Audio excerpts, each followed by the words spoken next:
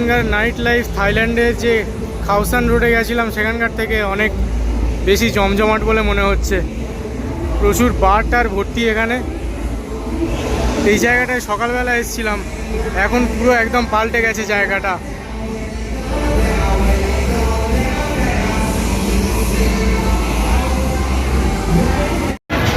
এই রোডটার কি নাম জানি না, এখানে জোরে কথা বলতে হবে।